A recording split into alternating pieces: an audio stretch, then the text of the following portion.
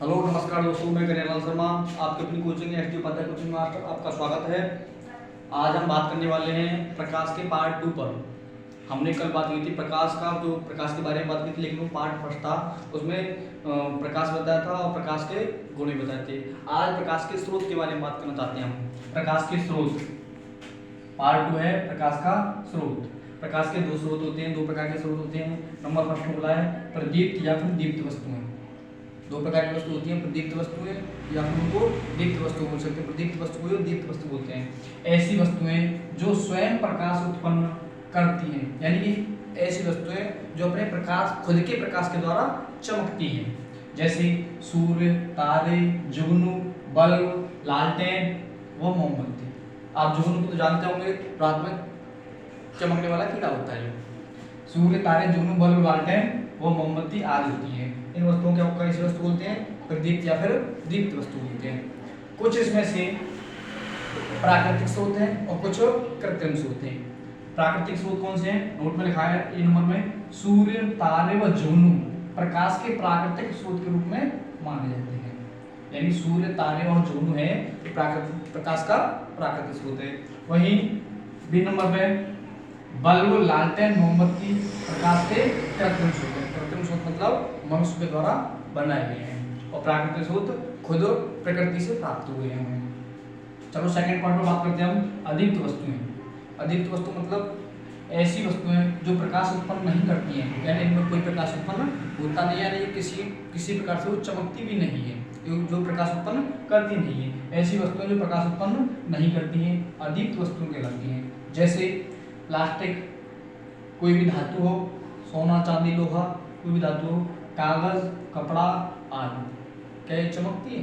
नहीं चमकती है, इनमें कोई प्रकाश उत्पन्न नहीं होता है। यानी ऐसी वस्तुएं जो प्रकाश उत्पन्न नहीं करती हैं अदीप्त वस्तुएं कहलाती हैं। चलो प्रकाश से संबंधित कुछ अन्य परिभाषाएं भी हैं, उनके बारे में बात करते हैं। नंबर फर्स्ट है पारदर्शी वस्तुएं।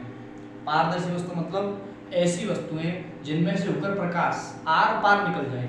ऐसी वस्तुएं जिनमें से होकर प्रकाश पूर्णतः यानी पूरी तरीके से आर पार निकल जाए, पारदर्शी वस्तु कहलाती हैं। जैसे कि कांच, वायु, जल आदि। यानी कांच, वायु, जल आदि वस्तुएं कैसी वस्तुएं? पारदर्शी वस्तुएं हैं, यानी इनमें से होकर प्रकाश आर पार निकल जाता है, आसानी से आर पार निकल जाता है। सेकेंड पॉइंट है अपारदर्शी वस्तुएं।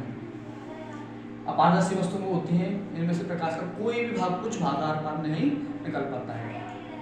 ऐसी वस्तुएं जिनमें से होकर प्रकाश आर पार न निकल पाए, प्रकाश का कुछ भाग भी आर पार नहीं निकल पाए, क्या कहलाती है? वो अपारदर्शी वस्तुएं कहलाती हैं। जैसे प्लास्टिक, लोहा, पत्थर, अन्य धातु और ऐसे सामान जो इसमें से होकर प्रकाश आर पार नहीं निकल पाता। हम मान के चलते हैं कोई दीवार पर कोई भी लाइट लगाएं, क्या दीवार में से लाइट निकल सकती है आर पार? नहीं निकल सकती, तो अपारदर्शी वस्तु कहलाती है। नंबर थर्ड है पारभासी। पारभासी को हम बोलते हैं अल्प पारदर्शी भी बोलते हैं। पारभासी को हम अल्प पारदर्शी वस्तुएं बोलते हैं। ये क्या होती हैं? इनमें से यानी ये ऐसी वस्तु होती है इनमें से प्रकाश का कुछ भाग आर पार निकल जाता है, यानी कुछ का परावर्तन रहता है, कुछ का अपवर्तन रहता है। तो देखिए यहाँ पे ऐसी वस्तुएं जिनमें से होकर प्रकाश का कुछ भाग यानी कि आंशिक भाग, कुछ भाग आर पार निकल जाता है। आंशिक भाग मतलब थोड़ा सा भाग आर पार निकल जाता है। जैसे घिसा कांच, यानी कांच को घिस देते हैं, जैसे खिड़की वगैरह लगा होता है, उसमें से प्रकाश का कुछ भाग आर पार निकल जाता है, कुछ अपनी तरफ रह जाता है। तेल लगा हुआ कागज हो, किसी कागज पर तेल लगा दें और उससे होकर कोई प्रकाश को गुजारे, तो प्रकाश का कुछ भाग उसमें से गुजर जाता है, तो इसको बोलते हैं पारदर्शी या अल्प पारदर्शी वस्तुएं।